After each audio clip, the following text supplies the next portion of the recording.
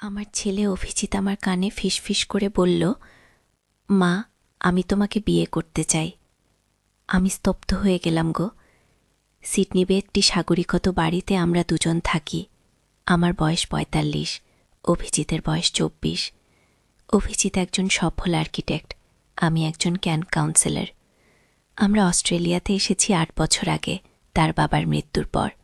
তখন থেকে আমরা শুধু দুজনেই আছি। গত সপ্তাহে অভিজিৎ এক রাতে মদ খেয়ে ফিরেছিল। আমার শয্যায় এসে শুয়ে পড়ল। মা, তুমি আমার হৃদয়ের রানী, আমি তোমাকে বিয়ে করব। কু, আমি ভেবেছিলাম মদের নেশায় বলছে, কিন্তু পরদিন সকালেও সে একই কথা বলল। অভিজিৎ, এসব কি বলছিস তুই? আমার ছেলে, আমরা কিভাবে একসাথে থাকতে পারি? আমি বললাম। অভিজিৎ হাসল।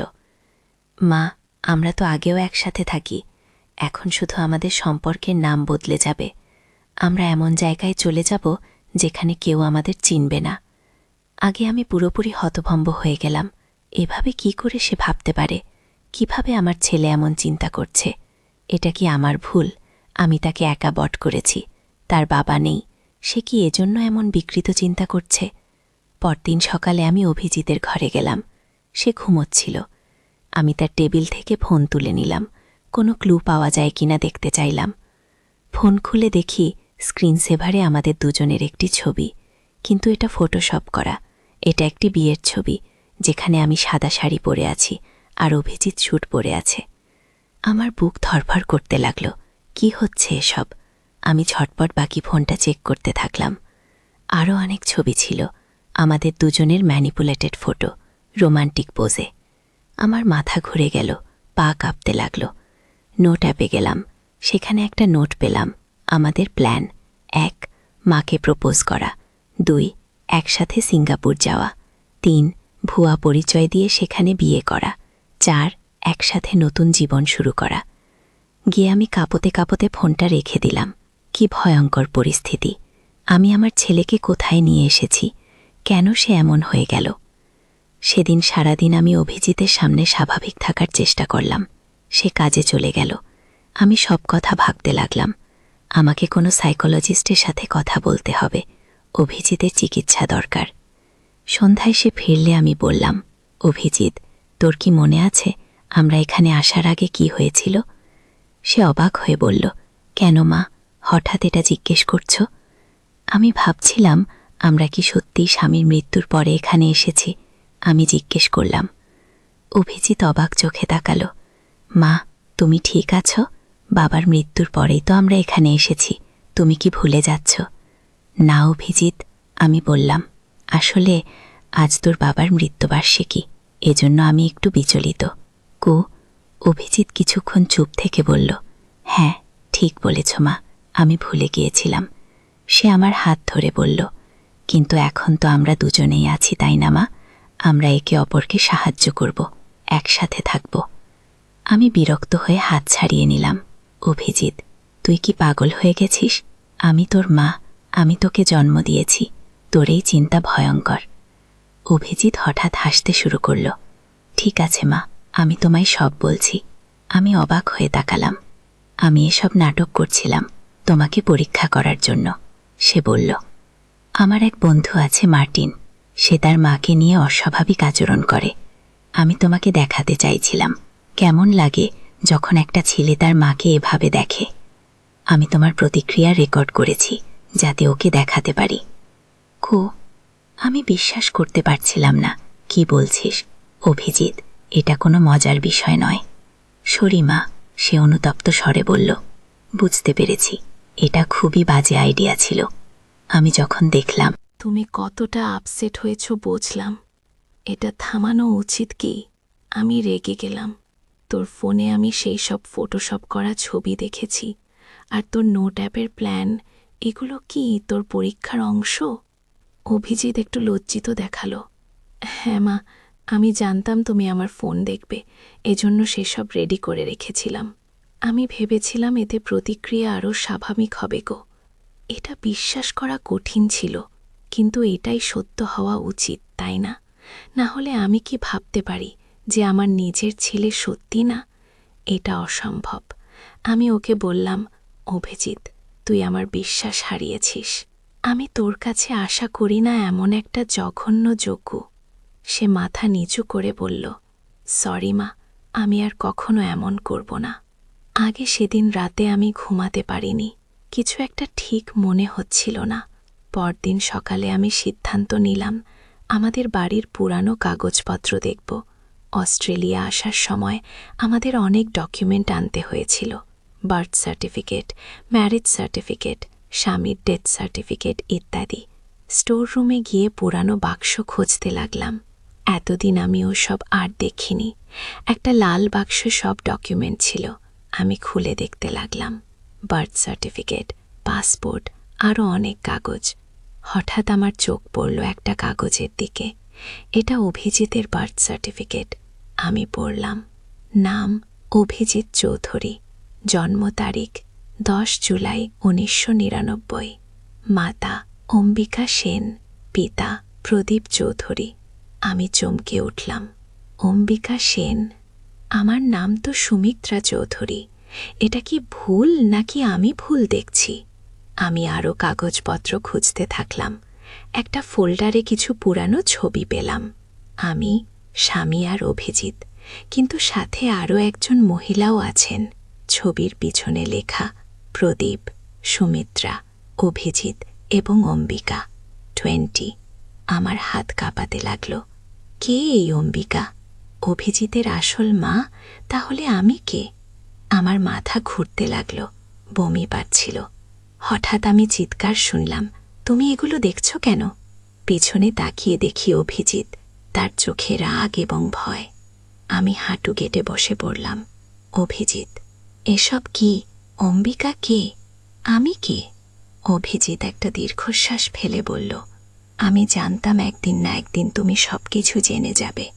আমি তোমাকে সত্যি কথা বলছি, তুমি আমার মা নও। আমার শরীরের সব শক্তি যেন চলে গেল। তাহলে আমি কে? তুমি আমার বাবার দ্বিতীয় স্ত্রী। আমার আসল মা অম্বিকা। বাবা মার ডিভোর্স হয়ে যায় আমি যখন 10 বছরের। বাবা তোমাকে বিয়ে করে।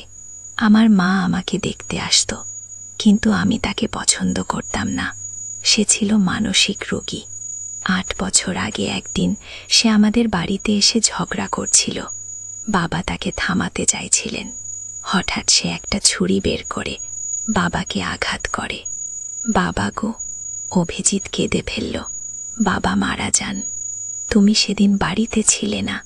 ফিরে এসে দেখলে পুলিশ সবাইকে জিজ্ঞাসা করছে। পুলিশ মাকে নিয়ে গেল। এরপর তুমি শক থেকে পুরোপুরি সেরে উঠতে পারোনি। তোমার মাথায় গোলমাল হয়ে গেছিল। ডাক্তাররা বলল তুমি এক ধরনের ট্রমাটিক অ্যামনেশিয়া এবং সাইকোসিসে ভুগছ।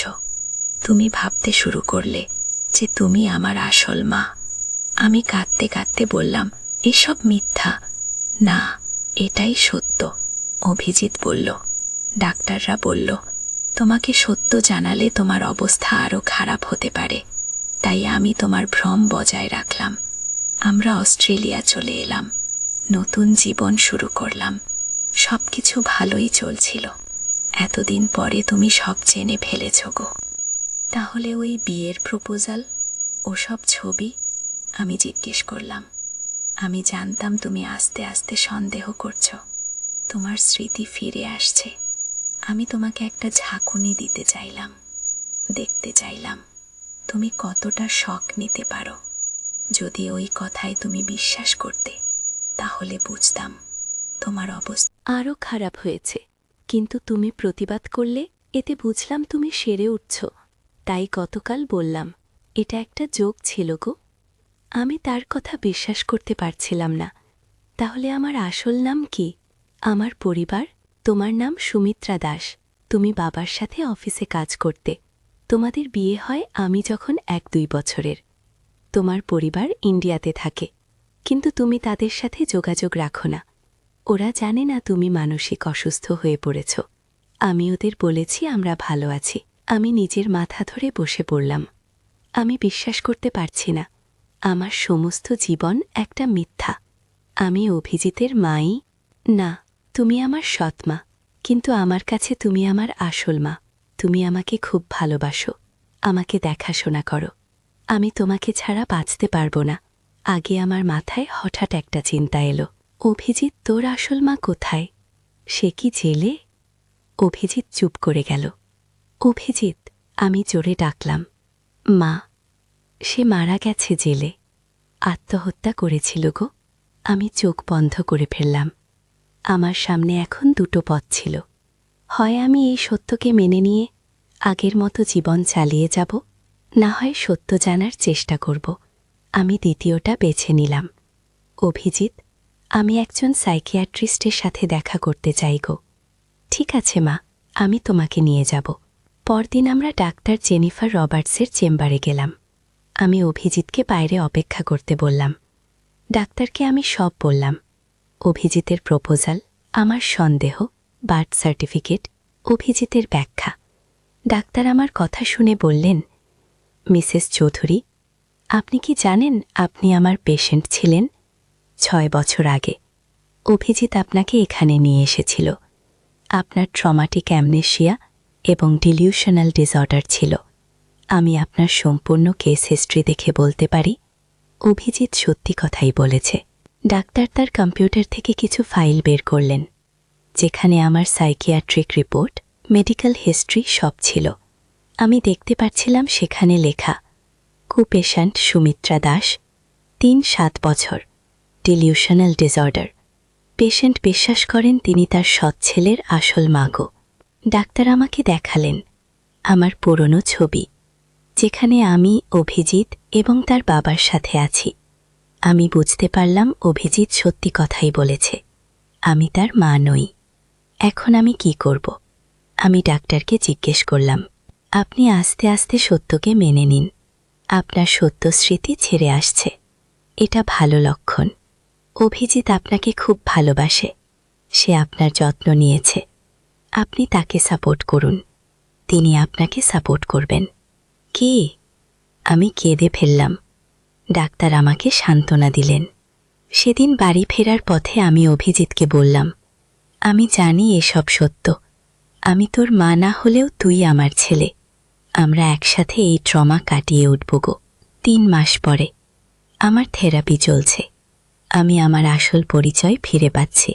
সুমিত্রা দাস, একজন অ্যাকাউন্ট্যান্ট, প্রদীপ চৌধুরীর স্ত্রী, অভিজিতের সৎমা। আমার ছোটবেলার স্মৃতি, কলেজের দিনগুলো, প্রদীপের সাথে দেখা, সব আমার মনে পড়ছে। অভিজিৎ আমাকে খুব সাপোর্ট করছে। সে আমাকে ভারতে নিয়ে যাবে, যেখানে আমার পরিবার আছে। আমি তাদের সাথে যোগাযোগ করেছি। আমার বাবা মা এখনও বেঁচে আছেন। তারা আমাকে দেখার জন্য অপেক্ষা করছেন। আজ সকালে আমি আয়নার সামনে দাঁড়িয়ে নিজেকে দেখছিলাম। আমি একজন সৎমা, যে ভুলে গিয়েছিল সে কে, কিন্তু এখন আমি নিজেকে ফিরে পাচ্ছি। অভিজিতের প্রতি আমার ভালোবাসা কোনোদিন কম হয়নি, কিন্তু এখন আমি তাকে যথাযথ দৃষ্টিতে দেখতে শিখছি। 6 মাস পরে হিমালয়ের কোলে ছোট্ট একটি পাহাড়ি শহর দার্জিলিং। এখানে এক চা বাগানের পাশে একটি ছোট্ট কটেজ ভাড়া নিয়েছি আমরা। সবুজে ঘেরা দূরে হিমালয়ের চূড়া দেখা যায়। অভিজিৎ এবং আমি ভারতে ফিরে এসেছি 3 সপ্তাহ আগে। আমার বাবা মাকে দেখার পর আমরা সিদ্ধান্ত নিয়েছি কিছুদিন দার্জিলিং থাকব। এখানে একটি নতুন শুরু হবে আমাদের জন্য। এই সকালে আমি বারান্দায় বসে চা পান করছিলাম। চারদিকে কুয়াশা, মাঝে মাঝে সূর্যের আলো উকি দিচ্ছে। এমন সময় অভিজিৎ এলো একটি খাম নিয়ে। এই যে, সে খামটি আমার দিকে এগিয়ে দিল। আমার বন্ধু রাজেশ সিডনি থেকে পাঠিয়েছে। একটা জিনিস আমাদের জন্য এসেছে। গিয়ে আমি খাম খুললাম। তাতে একটি চাবি ছিল এবং একটি চিঠি। প্রিয় অভিজিৎ ও সুমিত্রা, আশা করি তোমরা ভালো আছো। তোমাদের জন্য একটা খবর আছে। মনে আছে তোমার বাবা প্রদীপের লকার? অস্ট্রেলিয়া যাওয়ার আগে সে একটি ব্যাংক লকারে কিছু জিনিস রেখে গিয়েছিল। আমি তার ব্যবসার পুরানো পার্টনার। সে আমাকে বলেছিল যে তার মৃত্যুর পর যেন তোমাদের এই চাবি দেই। ভারতে তোমাদের ঠিকানা জানা যায়নি, তাই অস্ট্রেলিয়ার বাড়িতে পাঠিয়েছিলাম। সেখান থেকে রাজে সেটা ভারতে পাঠিয়েছে। লকারটি কলকাতার সেন্ট্রাল ব্যাংকে আছে। লকার নম্বর 247। প্রদীপের একটি চিঠিও লকারে আছে। সে তোমাদের জন্য কিছু রেখে গেছে। শুভেচ্ছা, অনিরুদ্ধ সেনগো। আকাশ, আমি চিৎকার করে উঠলাম। শঙ্কর আমার হাত চেপে ধরলেন। চুপ করুন, আমাদের কৌশলে কাজ করতে হবে। ও তারা তাদের প্ল্যান বলতে লাগলেন। আমি কিছুই শুনছিলাম না। আমি শুধু আকাশকে বাঁচাতে চাইছিলাম। আমার ছেলে আমার একমাত্র সন্তান, তার জন্য আমি মরতেও রাজি। আমি ওদের সামনে যাব। আমি হঠাৎ করে বললাম। কি? শঙ্কর অবাক হয়ে গেলেন। আপনি পাগল হয়ে গেছেন? ওরা আপনাকে মেরে ফেলবে। ওরা আমাকেই চাই, তাই না? ওই এক আমার কাছে। আমি মিথ্যা চিপ দিয়ে দেব। ততক্ষণে আপনারা আকাশকে উদ্ধার করুন। শঙ্কর মাথা নাড়লেন। না, এটা খুবই রিস্কি। গো, আমি আমার ছেলেকে বাঁচাবই। আমি দৃঢ় গলায় বললাম। আমার জীবন দিয়ে হলেও। শেষ পর্যন্ত শঙ্কর রাজি হলেন। আমরা একটা ভুয়া চিপ তৈরি করলাম, যেটা একের মতো দেখতে। আমি সামনের দরজা দিয়ে ঢুকব, আর শঙ্করের লোকেরা পিছন দিয়ে ঢুকে আকাশকে উদ্ধার করবে। আমি নিজেকে তৈরি করলাম। আমার শরীরে ভয় ছিল, কিন্তু আমি ভয় দেখাইনি। আমার ছেলের জীবন বাঁচাতে আমি সব কিছু করতে রাজি। আমি যাচ্ছি, আমি বললাম এবং গোডাউনের দিকে হাঁটতে শুরু করলাম। সামনের গেটে দুজন লোক দাঁড়িয়েছিল। তারা আমাকে দেখতে পেয়ে বন্দুক তাক করল। থামো, কে তুমি? আমি আমেলিয়া দেবী। আমি জানি তোমরা আমার ছেলে আকাশকে ধরে রেখেছ।